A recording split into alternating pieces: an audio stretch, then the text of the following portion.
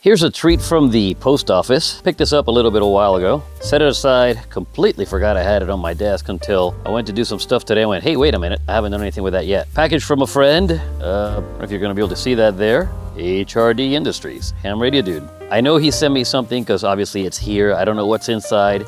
All I know is he sent me a message saying, hey, sent you something, tell me what you think. I don't even know if this video is gonna get published because there's a checklist of some kind here for, oh, okay, so it's a build kit, some kind. Winder, magnet wire, ring connectors, heat shrink, and he's got a checklist, oh, and QR codes for building it. So let's see what's in the box. Okay, let's set that aside. So Velcro, kind of a bungee strap with Velcro on it. Okay, cool. Oh, a couple of winders.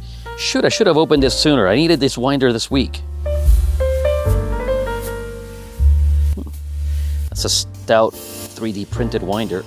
I don't know what material he uses. I'm gonna have to message him and insert it in here as a comment. Well, that is stout. Good thickness to it. Let's see what else. Okay, we have another winder with wire on it. Looks, it's the same winder. Okay, cool. I think so. Yeah, looks like to be the same winder. And then set that aside. I'm a sucker for stickers. I think all of us are. Only hams, baby. Only hams. Pretty sure that's his domain. I'm not certain of it, but I'm pretty sure that's his domain. Sean's business card. Set that over there. Look at this. He got fancy with the packaging. There's a coil. There's a place to build a coil. And some magnet wire. So I'm guessing all of this is going to build on here. A few zip ties. And looks like a toroid in here. Yep, that is a toroid. That's a beefy toroid at that. Let's see what this is. It's 390 mil. Where's the camera? Focus. Maybe it'll focus enough there you can read it. Maybe I'll zoom in. 39 millimeters by 16 millimeters on the ID, give or take. And now I'm gonna have to pull up these instructions and figure out what this exactly is, because with a coil former like that, I can't imagine this is a 49:1, but then again, I don't know. I'll be right back. So of course I went to the QR codes, and there are YouTube videos made by dude on making a 49:1 and building the end fed and how to use that little coil that's in here.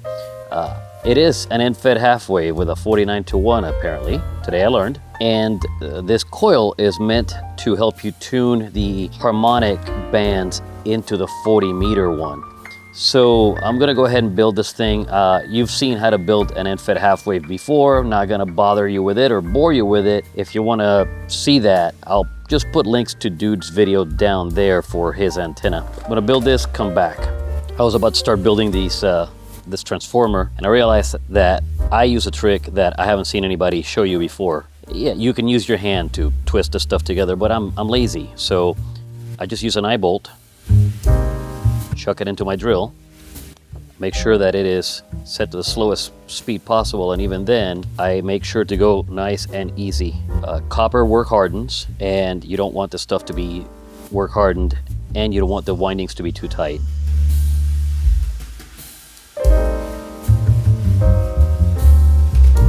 And that's good enough. Back to your regularly scheduled mediocre video. Assembly complete.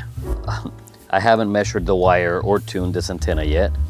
I'm gonna do that at the park later on, maybe this weekend. For now, the bones are done. Neat kit, not the easiest kit I've assembled, but also not the hardest. It's right in the middle. The biggest headache was getting enough clearance between the toroid and the center pin to properly solder the wire that comes off the toroid for the center pin and also add the capacitor into the mix. I suspect that is basically, operator headspace and timing on my behalf. I didn't really watch dude's assembly video on this. I watched the video about this. I already knew, or thought I knew, how to build an end-fed half wave, but I wasn't aware of what this thing really was. I wasn't sure if this was for the end fed. It is. And I will add this to the mix once I have this out in the field, tuned to 40, to see if we can also make it work on 20, 15, and 10. Because it would be really handy Even though it's more wire for me to unspool, I'm in the air, it would be handy to have a single antenna that does all of them with one hit.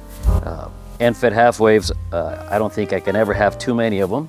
They lend themselves really well to what I do. I did message Dude about where to put this because on his video, he just goes and explains how this works, but he doesn't tell you where to put it. He told me that this should go about 6 feet beyond this terminal here. So when I'm out in the field, I'll bring a measuring tape so that I can do the coiling of this and see how well it does. When I was assembling this thing, I did notice, and I haven't built one of these kits in a while, so maybe this is just common and I just don't know it. The hole for the BNC connector is keyed. Let me get a spare one here. This is when it came out. This is out of my stash. But you see how the BNC connector has a flat end? Well, that there keys into the flat on the winder. I noticed that when I was assembling the whole thing. Little details like that I appreciate because it makes the assembly a little bit easier. It's one less hand I need to put in the mix to get things tightened down. I'll catch you guys on the next one. 7-3.